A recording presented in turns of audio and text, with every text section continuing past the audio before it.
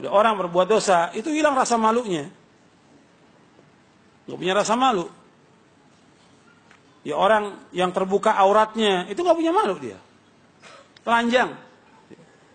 Kan kadang-kadang orang berpikir, di zaman modern ini, semakin telanjang, semakin maju, kata mereka gitu. Kalau semakin maju, mestinya sapi lebih maju. Karena sapi telanjang.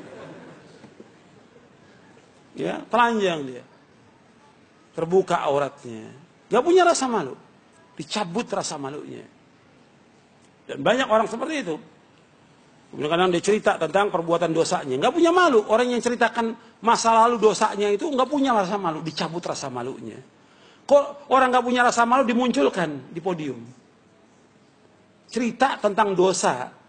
Ini bagi agama ini perbuatan jelek, maksiat, menurunkan azab, mesti ditutupkan. Sampai kata para ulama, uktum hasanatika kama taktum sayyiatika. Tutup perbuatan baikmu sebagai kamu menutup perbuatan jelekmu. Kalau enggak, perbuatan jeleknya dia apa? Diceritakan. Akhirnya orang yang dengar kepengen enggak? Kepengen. Ini namanya mujahir. Kata Nabi, kullu ummati mu'afan ilal mujahirin. Setiap umatku akan diampunkan dosanya kecuali yang mujahir.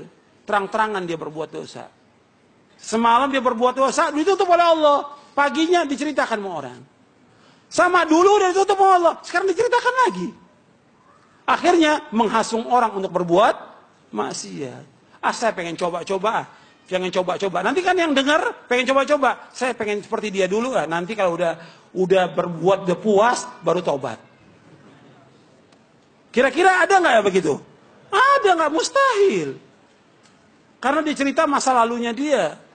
Perbuatan dosanya kepada orang. Nggak boleh dalam Islam. Tutup. Jangan disebutkan perbuatan dosa. Nggak punya malu. Yang seperti itu nggak punya malu. Karena ini banyak orang-orang yang nggak punya malu. Ya, orang kayak korupsi, bangga dia dengan korupsinya, sogok menyogok di pinggir jalan ya, dilihat oleh orang nggak punya malu.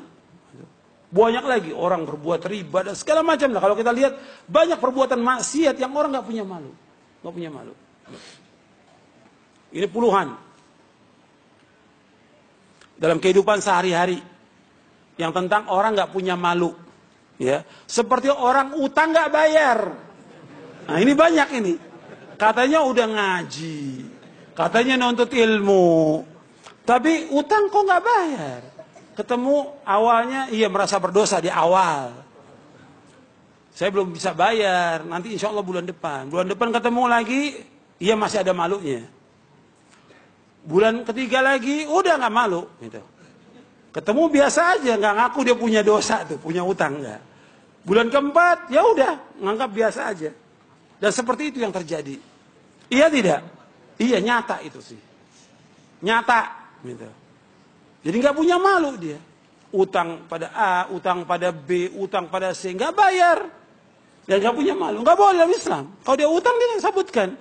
Afwan atau maaf saya belum bisa bayar. Mungkin nggak bulan ini, ya 6 bulan akan datang. Memang nggak punya, mau diapakan. Kalau yang memberikan utang dia orang yang kaya, dia lihat orang ini miskin, nggak mungkin dia bayar, bebaskan.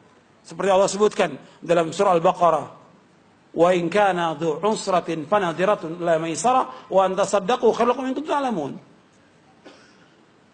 Seandainya orang mengalami kesulitan, nggak mampu untuk bayar, kamu berikan tempo sampai dia lapang. Kalau kamu sedekahkan, lebih baik buat kamu.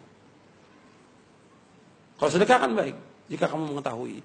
Disuruh oleh Allah berikan tempo. Tapi orang yang diberikan tempo, ya dia harus tahu dong. Diberikan tempo, ya harus bayar. Yang namanya utang, harus bayar. Karena berat, hukumannya di mana? Di dunia dan juga di akhirat. Di dunia, Nabi nggak mau sholatkan orang yang berutang. Nabi nggak mau sholatkan. Sholat jenazah, Nabi nggak mau sholatkan. Di akhirat, itu lebih berat lagi hukumannya. Bahkan orang yang mati syahid diampunkan semua dosanya kecuali apa? Utang. Tuh, perhatikan tuh. Banyak orang yang nggak punya malu nih, utang nggak bayar dan nggak minta maaf kepada orangnya lagi.